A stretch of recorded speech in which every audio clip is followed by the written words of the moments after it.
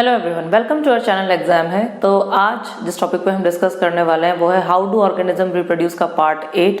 और पार्ट 8 में हम कवर करेंगे सेक्सुअल साइकिल ऑफ फीमेल यानी कि मेंस्ट्रुअल साइकिल, जिसको हम आम भाषा में पीरियड्स भी कहते हैं।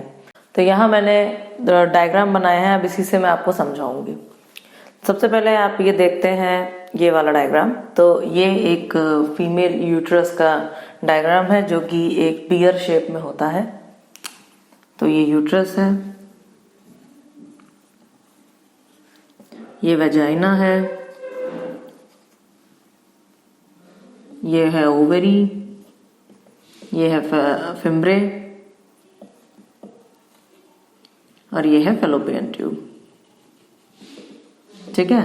अब क्या है कि पहले मैं एक थोड़ा सा आपको एक रफ आइडिया दूंगी कि मेंस्ट्रुअल साइकिल क्या होती है, कब स्टार्ट होती है। उसके बाद मैं आपको बताऊंगी कि उसका मेंस्ट्रुअल साइकिल का प्रोसेस क्या होता है। जैसे कि फीमेल रिप्रोडक्टिव सिस्टम क्या होता है ये मैं आपको पहले की वीडियोस में बता चुकी हूँ।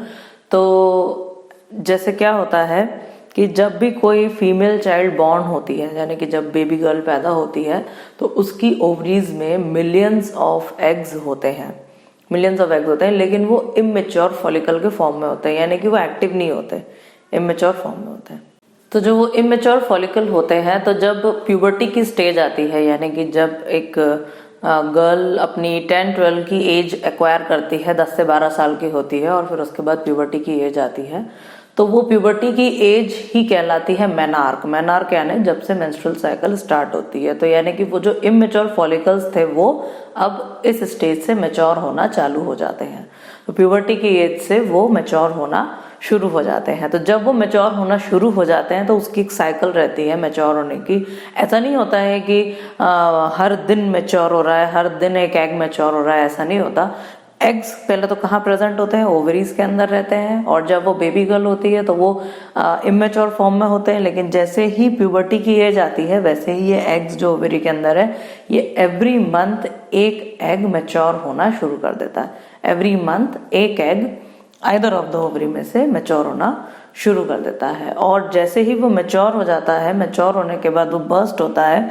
बर्स्ट होने के बाद वो फिम्ब्रे के थ्रू फैलोपियन ट्यूब में जाके वेट करता है कि अगर कोई स्पर्म की एंट्री होती है वेजाइनल एरिया से और उन दोनों के बीच में फ्यूजन होता है तो फिर वो जायगोट बनेगा। ये मैं आपको प्रीवियस वीडियो में बता चुकी हूँ। तो होता क्या है कि 28 डेज की साइकिल होती है। ठीक है, 28 डेज की नॉर्मल साइकिल होती है, किसी किसी की 30 डेज की साइकिल भी होती है, लेकिन एक नॉर्मल रिप्रोडक्टिव वुमेन जो होती है उसकी 28 डेज की साइकिल होती है, जिसमें अब 28 दिन की जो साइकिल होती है उसमें अगर आप 1 से काउंट करें तो 1, 2, 3 से लेके 14th डे जो आता है, इस डे में होता है ओव्यूलेशन।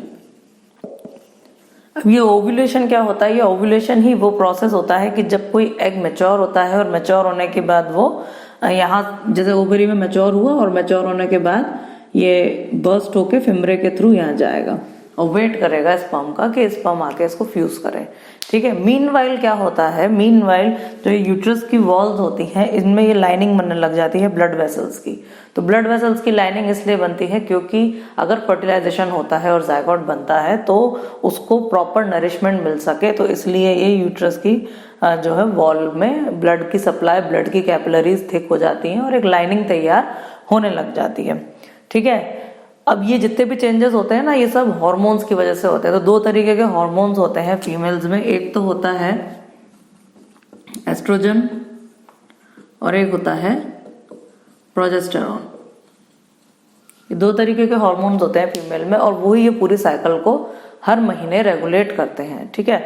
तो अगर अब क्या होता है कि स्पर्म की एंट्री अगर हो गई यहाँ से, ये स्पर्म की एंट्री यहाँ से हो गई, ठीक है, बाय चांस इस ओव्यूलेशन के टाइम में, यानी कि जब वो एग वेट कर रहा है स्पर्म से मीट करने के लिए, और उस बीच में अगर बाय चांस स्पर्म की एंट्री हो जाती है तो इन दोनों के बीच में हो जाती है मीटिंग और वो बन जाता है जायगोट। जायगोट धीरे धीरे करके डेवलप होता है, क्योंकि वो सिंगल सेल जायगोट होता है, वो धीरे धीरे करके डेवलप होता है, डेवलप होके वो बनता है एम्ब्रियो, और वो रोल होके यहाँ यूट्रस की लाइनिंग में आके डिपॉजिट हो जाता है। यहाँ यूट्रस की लाइनिंग में आके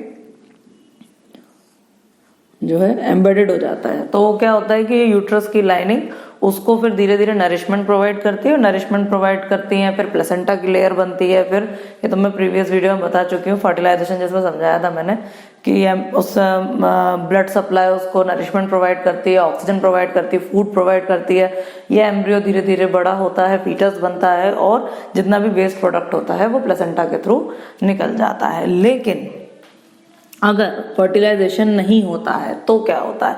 फर्टिलाइजेशन नहीं होता है, 14th डे पे ओव्यूलेशन हो गया लेकिन फर्टिलाइजेशन नहीं हुआ, फर्टिलाइजेशन नहीं होता है तो ये एग कोई हमेशा के लिए तो रहेगा नहीं, ये 48 आवर्स तक वेट करता है, बस 48 आवर्स तक वेट करता है। अगर 48 आवर्स में किसी स्पर्म की एंट्री होगी तो ठीक है, नहीं तो ये धीरे धीरे करके एग खत्म होने लग जाता है। अब क्योंकि ये एग खत्म होने लग जाता है तो इस यूट्रस की लाइनिंग का कोई काम तो है नहीं अब, क्योंकि जाइगोट ही नहीं बनेगा, जब जाइगोट नहीं बनेगा तो ये यूट्रस की लाइनिंग उसको नरिशमेंट क्यों देगी? तो ये यूट्रस की लाइनिंग्स जो है वो धीरे धीरे शेड होना चालू हो जाती है, धीरे धीरे ये शेड होना चालू हो जाती है और ब्लड के फॉर्म में वो वजाइना के थ्रू बाहर आ जाती है। यानी कि एवरी मंथ, इसको ही हम ब्लीडिंग कहते हैं, जिसमें यूट्रस की जो लाइनिंग है ये धीरे धीरे शेड होती है और ये ब्लड कैपिलरीज सारी की सारी शेड होके वापस से यूट्रस अपने नॉर्मल साइज में आ जाता है। जो यहाँ उसने एक ब्लड कैपिलरीज एक्वायर करी थी वो अपने नॉर्मल साइज में आ जाता है और सारे का सारा ब्लड फ्लो वजाइना के थ्रू बाहर निकल आता है। अब क्या होता है, इसी को हम मेंस्ट्रुएशन कहते हैं, इसी को हम पीरियड कहते हैं, इसी को हम ब्लीडिंग कहते हैं।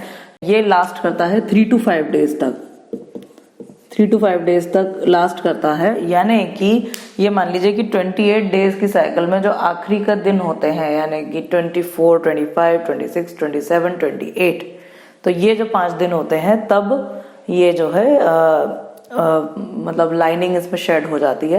फिर जैसे ही शेड हो जाती है फिर से 1 से अगर आप काउंटिंग करें तो फिर से धीरे धीरे करके लाइनिंग बनना चालू हो जाती है, थोड़ी बनती है और बनती है, करते करते वो थिक हो जाती है। फिर से 14th डे पे आइदर ऑफ द ओवरी में से एक और एग निकलता है जो कि फेलोपियन ट्यूब में जाता है और फिर से वो वेट करता है। अब इस बीच में फर्टिलाइजेशन हो जाता है तो ठीक है, नहीं होता तो ये फिर से शेड हो जाता है। तो ऐसे ये साइकिल चलती रहती है, चलती रहती है, चलती रहती है। और अगर मान लीजिए कि फर्टिलाइजेशन हो जाता है और फर्टिलाइजेशन होने के बाद यहाँ पे फीटस डेवलप हो जाता है, तो जब बेबी का बर्थ हो जाएगा उसके बाद से वापस से ये साइकिल ऐसी की ऐसी रेगुलर हो जाएगी, जो कि हर महीने ऐसे के ऐसे ही चलती रहेगी। ठीक है, तो ये है सेक्सुअल साइकिल ऑफ फीमेल, यानी कि मेंस्ट्रुअल साइकिल। ये प्यूबर्टी की एज पे आके ही एक्वायर होती है और प्यूबर्टी की जो एज होती है जब सेक्सुअल साइकिल यानी कि मेंस्ट्रुअल साइकिल शुरू होती है, उसी को हम कहते हैं मेनार्क। तो यानी कि जब ये स्टार्ट ऑफ मेंस्ट्रुअल साइकिल होती है उसी को हम कहते हैं मेनार्क, जो कि 10 to 12 की एज जब एक फीमेल एक्वायर कर लेती है तब उसकी स्टार्ट हो जाती है।